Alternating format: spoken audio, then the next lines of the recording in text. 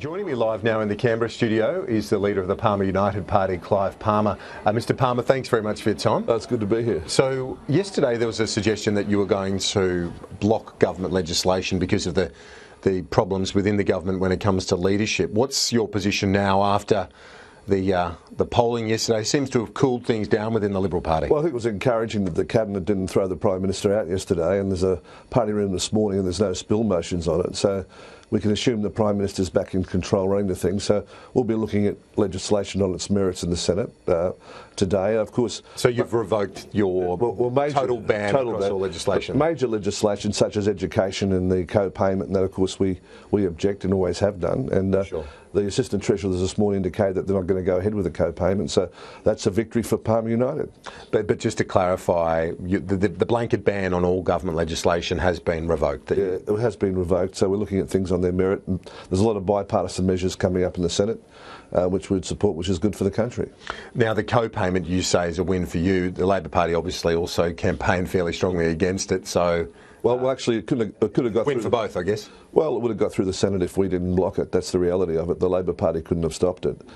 So it was our votes that were critical, and the Assistant Treasurer said that this morning. He said because of the reaction in the Senate that they couldn't get it through, that they weren't going to persist with it. And I think that's a positive outcome for the people of Australia. They really want to keep their health system as it is, and of course it's one of the best in the world. Now, just to get back to that issue of you referring to the Liberal leadership and the chaos of the government, as you put it. Well, it was the chaos of the Liberal Party too. You've got to remember the Treasurer came out the Treasurer of the Liberal Party, saying he would delay in signing the accounts. So the Liberal Party receives millions of dollars in taxpayers' funds and donations from people, but they still won't publish their accounts and say what they do with it. They still won't give those accounts to members of the Liberal Party executive and their vice presidents. So where's this money going to, and who's taking it? This goes back to your gripe as well as one of the biggest donors in recent years. Prior to you setting up your own party, you had problems with the setup. Well, I donated millions of dollars, and I just asked the Vice President, could I have a copy of the accounts, being the Vice President of the party, and he said, well, he's never seen them, and the President won't allow him to see them. And the Treasurer, Michael Yasley, at the time resigned eventually because he couldn't, he didn't know what the accounts were, and the money of the Liberal Party was just kept with the Director and someone in the Prime Minister's office and the President. But what's your interest in it now? You've got your own party. Well, it's public funds. It's we want a transparent system in Australia because if you've got governments, be they Labor, Liberal or anyone else, you don't want you don't want people influencing those governments that's not transparent.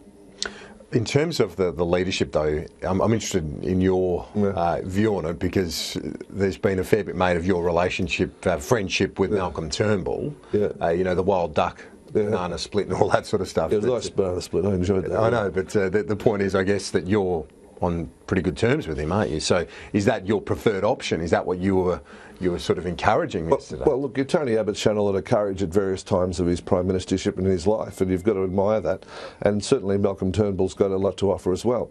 It's not about those individuals, it's about the policies of the government. Now, we've got the intergenerational report coming up on Thursday, but it's full of lies on what our economy's doing.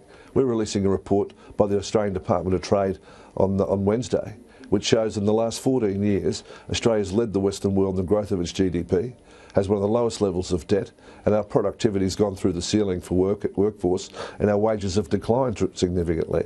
That we've got the most number of people in the Western world going to our universities as a percentage of our population.